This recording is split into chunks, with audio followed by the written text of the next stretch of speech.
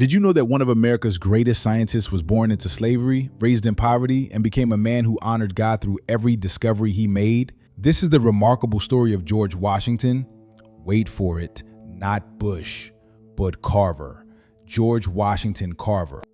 Born in 1864, near Diamond, Missouri, Carver was enslaved at birth. His father died before he was born, and his mother was kidnapped by raiders when he was an infant. He was raised by his former owners, Moses and Susan Carver, who encouraged his education despite the racial barriers of the time.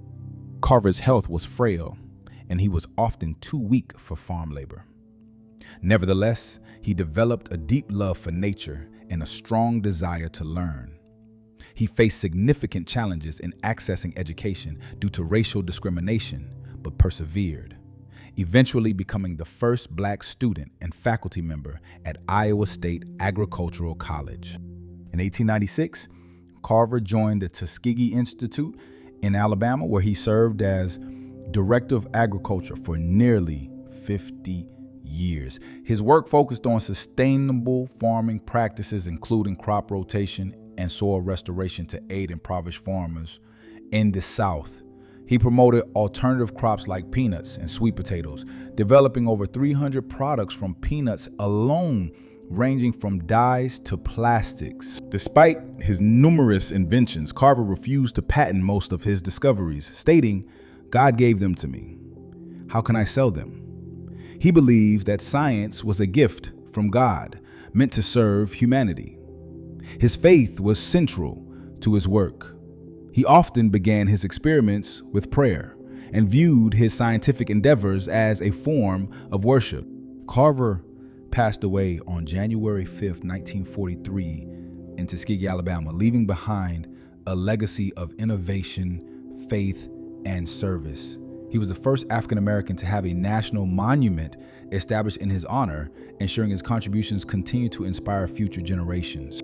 Here are some of George Washington Carver's most impactful and inspirational quotes that I would like to share. 1. There is no shortcut to achievement.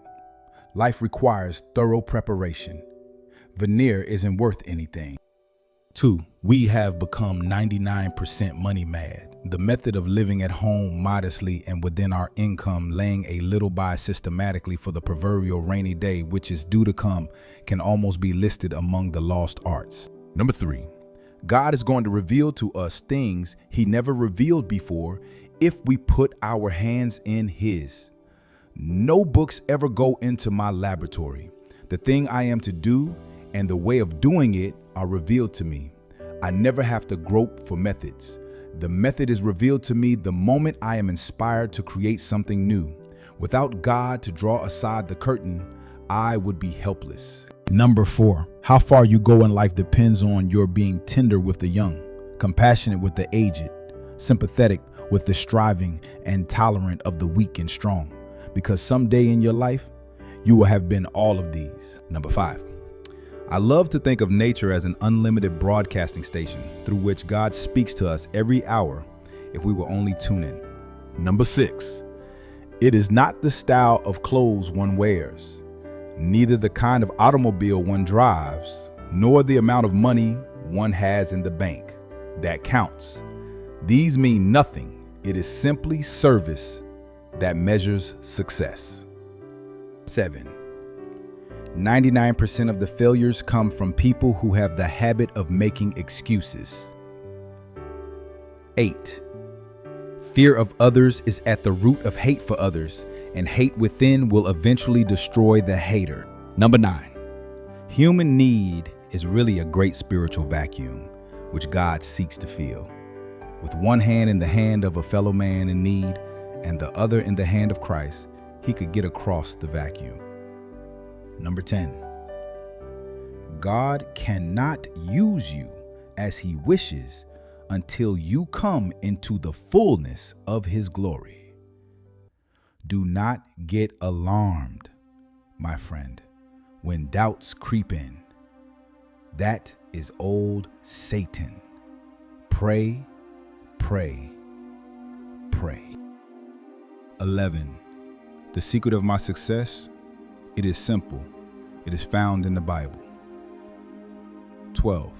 All my life, I have risen regularly at 4 in the morning to go into the woods and talk with God. That's where he reveals his secrets to me. When everybody else is asleep, I hear God best and learn my plan from him. Number 13. My prayers seem to be more of an attitude than anything else. I indulge in very little lip service, but ask the great Creator silently, daily, and often many times a day to permit me to speak to him through the 3 great kingdoms of the world which he has created, the animal, mineral, and vegetable kingdoms, to understand their relations to each other and our relations to them and to the great God who made all of us. I ask him daily and often, momently, to give me wisdom, understanding, and bodily strength to do his will. Hence, I am asking and receiving all the time. Number 14. As I worked on projects which fulfilled a real human need, forces were working through me which amazed me. I would often go to sleep with an apparently insoluble problem.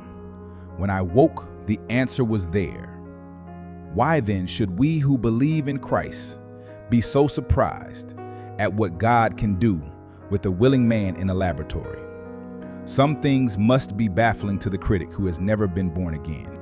The purpose of this video is for me to share that all true science is the discovery of God's handiwork. Without Christ, there is no wisdom to uncover the mysteries buried within science. For in him, all things hold together. God is the beginning and the end, the creator of everything. This is Aaron Lowe from Design to Discover. I do hope you enjoyed this video and that it has blessed your heart. Please like, share, and subscribe, all that good stuff.